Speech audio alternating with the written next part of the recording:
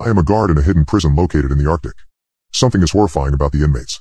And somehow, one of them knew every single detail of my life. The warden called me into his office on a Monday. During the entire walk there down the hallways, I thought of the trouble I could be in. "Shut the door," he said as he looked up at me from his desk after I entered. Those words sealed it in my mind, how much hot water I was in for some sort of infraction I was not aware of yet.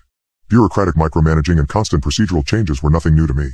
I still hated petty political grievances. I nodded and sealed the entranceway. He demanded I take a seat, so I did. "You're the best officer here," he said. I waited for the but. I anticipated news of termination. I saw a forced transfer to some mundane position filing paperwork headed my way. "I want to give you an opportunity," he said. "You will make $600,000 in 1 year. Your benefits will remain unchanged. You would have less oversight than what is present for you now. You would be in a leadership position, albeit an isolated one." "That sounds ideal," I said as my mind swam in the possibilities of how much profit he offered. "There are only 2 things we ask of you. 1 is that you cannot tell anybody about your new position. 2 is you locate somewhere else. There's a prison in the Arctic, and that is where your life will be for the next 365 days. The confusion must have been readable on my face. "If your wife asks, tell her that you are going to a federal academy. There is no cell service or Wi-Fi there. Any contact you make with her must be through snail mail. We will handle the addresses given. If you decline this offer, then this conversation never happened. Do you understand?" I contemplated the pros and cons. Before I became law enforcement, I was a bodyguard. I was gone from the house for extended periods. Even though it would be time with the wife lost, the fortune would help both of us. I agreed. The prison facility was a large compound not much bigger than the place I had patrolled before. A few things jumped out at me when I first laid eyes on the populace there. They all had wounds on their faces, and they spoke a strange guttural language I was unfamiliar with. The new warden I worked under had the last name of Buckley. He had noticeable scar tissue beneath his eyes. His attitude towards me at the beginning was hardly welcoming. If anything, he acted as though I was a burden. He seemed to resent me due to the mere possibility of having to train me on things.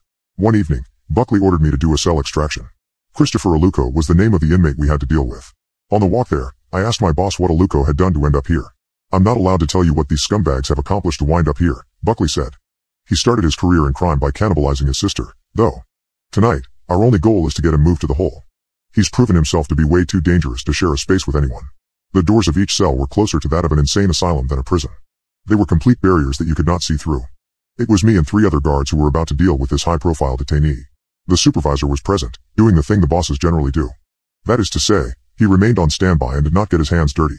Upon walking in, the first thing I saw was Aluko sitting upright on his cot. I noticed he was huge, at least 6'8" and 320 pounds of pure muscle. His skin cracked all over. His face had the normal scarring that I associated with most people in the place. "I'm going to need you to stand up and put your hands behind your back," I said. I kept my hand near the holster where my pepper spray was. "Show me respect and I'll show you the same," I continued. "You won't have handcuffs on you for long if you cooperate."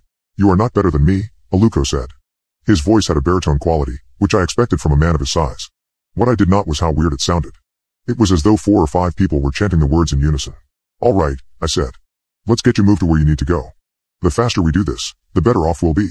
You shot at someone in broad daylight when you were in a gang years ago," Aluko said.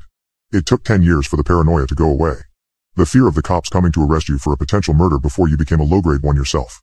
To this day, you don't know if any innocent civilians got caught in the crossfire. We had to restrain his huge arms and place the metal bracelets on his wrists." He laughed all the while. As we brought him to solitary, I thought of his words and how much they unsettled me. They were true, and that story from my past was one I had not told anybody. Near the end of the shift, Buckley went into one of the sniper towers and smoked a cigarette. Since my duties for the day were complete, I took the spiral staircase to the level he stood on. When I saw him, I was only a few mere inches away from where he puffed. He did not seem to mind or even care about the footsteps behind him.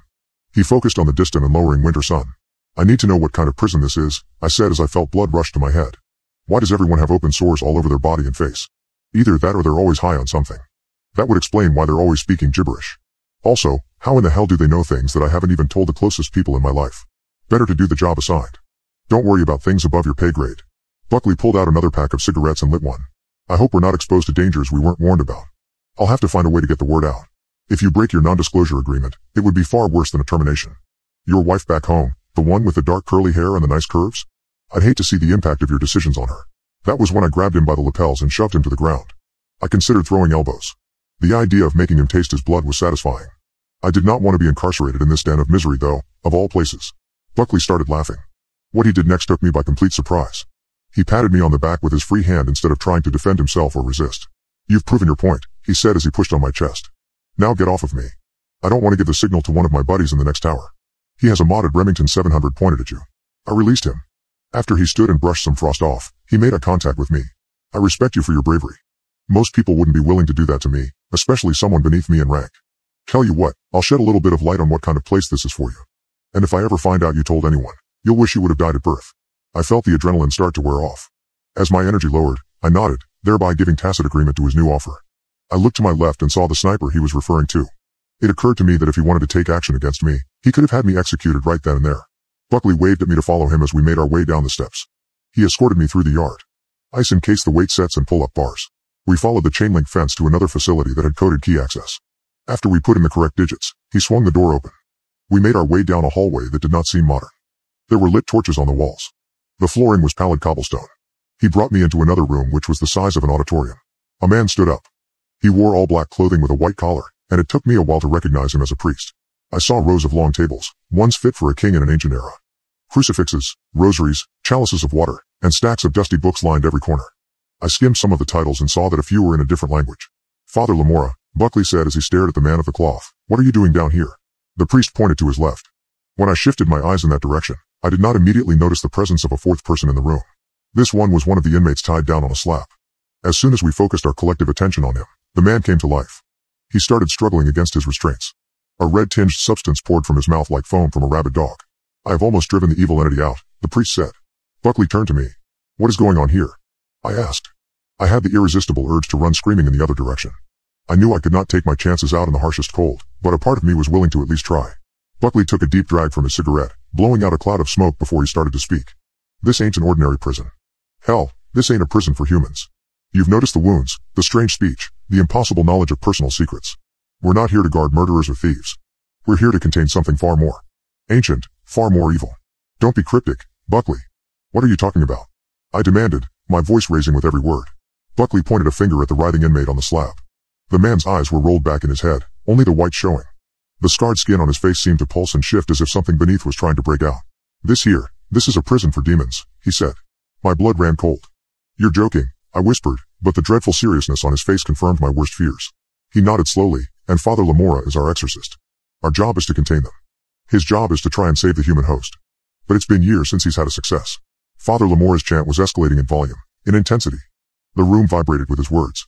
Suddenly, the inmate shrieked, a terrifying sound that echoed off the walls and rang in my ears.